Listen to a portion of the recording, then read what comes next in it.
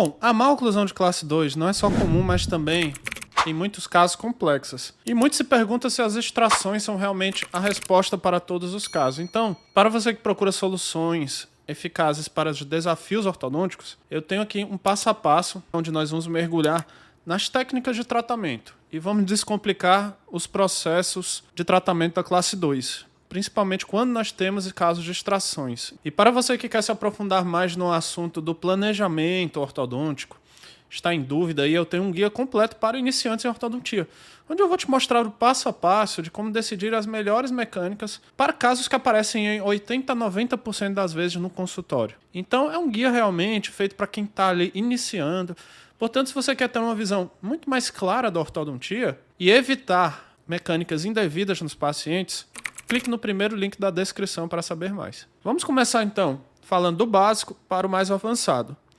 Vamos falar primeiro aqui o que é a classe 2 e como que os casos normalmente chegam aqui no consultório. A classe 2 é quando nós temos ali uma diferença onde o arco superior está mais projetado do que o inferior. E essa diferença que nós chamamos de overjet. A classe 2 pode acontecer porque nós temos um arco superior muito projetado ou porque nós temos uma mandíbula muito retraída, entendeu? Então a primeira coisa que a gente tem que fazer é identificar se o problema está no arco superior ou no arco inferior. E aí, através desse diagnóstico, nós podemos corrigir a classe 2 basicamente com retração superior ou projeção inferior, dentária.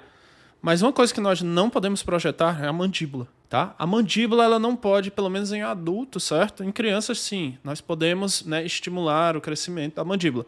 Agora, uma mandíbula deficitária, num paciente adulto, nós não podemos estimular o crescimento. É aí que esses casos onde nós temos uma deficiência de mandíbula, a gente realmente tem que se perguntar se nós podemos tratar apenas com movimentação dentária ou se é preciso uma cirurgia ortognática para avanço de mandíbula. Mas, de qualquer forma, as extrações são indicadas quando o problema está no arco superior. Quando nós fizemos o diagnóstico e vimos que o arco superior, né, nós temos os dentes superiores projetados e eles precisam de uma retração. Agora, preste muita atenção que durante a retração superior devido às extrações, o lábio também vai acompanhar esse movimento. Então a gente precisa identificar se o lábio superior permite essa retração ou não. Em muitos casos, o lábio superior, quando nós temos uma projeção do arco superior, o lábio superior também não está com uma aparência muito agradável, está como se tivesse mais projetado para frente. Então, quando a gente faz essa retração, isso é benéfico não só para a oclusão, mas também para a estética facial. O lábio vai ficar numa posição ideal, muito mais harmônica. E aí nós podemos fazer essa retração utilizando-se a extração dentária de duas formas principais. Nós podemos utilizar os mini implantes ortodônticos para fazer essa retração após a extração dos premolares.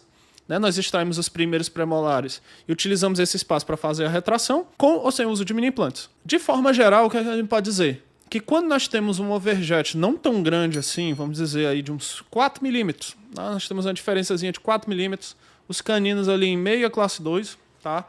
E nós podemos perder a ancoragem da bateria posterior, que é o quê? Nós podemos aceitar que os dentes posteriores vão para frente também nesse movimento recíproco, né? Que é ação-reação, né? Se eu estou retraindo a bateria anterior, eu estou, né, perdendo a ancoragem, né? A parte posterior está vindo para a anterior também. Então, quando nós temos um overjet de aproximadamente uns 4 milímetros aí, tranquilo, e temos essa outra condição, a gente pode fazer a retração sem uso de mini implantes. Agora, se nós tivermos um overjet muito grande, aí, de uns 8 milímetros, ou então o comprimento de um pré-molar inteiro, vamos dizer assim, em média, aí, se nós não utilizamos uma ancoragem esquelética de mini implantes, nós vamos ter um pré-molar, ele tem sim 8 milímetros, mas o fechamento desses 8 milímetros, se não for utilizado com ancoragem esquelética, vai acontecer 4 milímetros pela retração anterior e 4 milímetros pela perda de ancoragem, que é a movimentação sem ancoragem esquelética. E aí nós vamos ter uma retração de apenas 4 milímetros na região anterior, e não os 8 que nós precisamos. Entendeu? E aí nós não vamos ter a correção completa do overjet. Aí que está a grande questão, que você tem que tomar muito cuidado com isso. Outra questão que você tem que estar muito ciente antes de fazer essa retração com extrações é corrigir, né, prestar atenção nas sequências anteriores de tratamento. Tá? Quais são as fases que você deve realizar antes? Primeiro você tem que fazer o alinhamento e nivelamento da arcada, certo? Antes de fazer essa retração.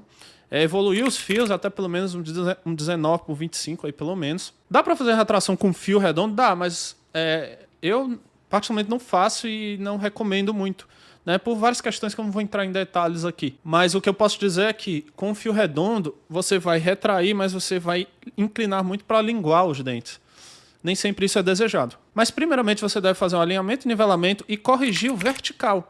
Porque o que acontece? Quando nós temos uma classe 2, os dentes superiores à frente, a gente tem também uma mordida profunda, tá? Que é o quê? Como não há o contato na região anterior, os dentes inferiores sobem e os superiores descem. Nós precisamos fazer essa correção no sentido vertical e então fazer a retração, certo? Então, sempre corrija, né, primeiro a curva de Spee, planifique as curvas de Spee antes. O que a gente usa bastante são as curvas reversas, tá? Mas precisa ver com detalhes porque quando você faz a planificação da curva de Spee, você também tem uma vestibularização dos incisivos, então tem que levar em conta isso também no planejamento. Eu indico você fazer as extrações dos premolares somente após você fazer essas primeiras etapas do tratamento, que é o alinhamento, nivelamento e a correção do vertical, porque quando você corrigir o vertical e planificar a curva de Spee, você vai ter uma noção exata da quantidade de overjet real após a planificação da curva de Spee. Tenha muita atenção que durante a mecânica, após a extração dos premolares, e vamos dizer que você vai fazer uma mecânica de deslize, que é passar um elástico em corrente, de molar a molar, para fechar esse espaço. Um dos efeitos colaterais é o aprofundamento, a extrusão da região anterior, certo? Porque você tem um movimento de retração, mas você também tem extrusão da região anterior também, certo? Às vezes isso é desejado, às vezes não. Vamos dizer que um paciente expõe pouco incisivo aqui na região anterior, então isso poderia ser desejado. Mas em alguns casos, você pode terminar com uma mordida profunda. E isso não é legal. Então, para contrabalancear esse efeito de extrusão anterior, o que a gente usa bastante é a curva, é a curve up, que a gente chama, né? Curva para cima. Que é o quê? A partir da distal dos caninos, a gente progressivamente faz um arco, né, curvo para cima, para contrabalancear e cancelar esse efeito de extrusão. Então, se você não quer o aprofundamento, a extrusão anterior, faça essa curva, tá? E com certeza vai estar evitando aí e tendo um movimento bem melhor, mais previsível. Espero que essas dicas tenham ajudado. E para você que quer um caso clínico prático, vou deixar aqui um caso de classe 2 em que nós fizemos do início ao fim. Então clique aqui para assistir. Tenho certeza que vale ajudar na prática. Então é isso, um grande abraço e até o próximo vídeo.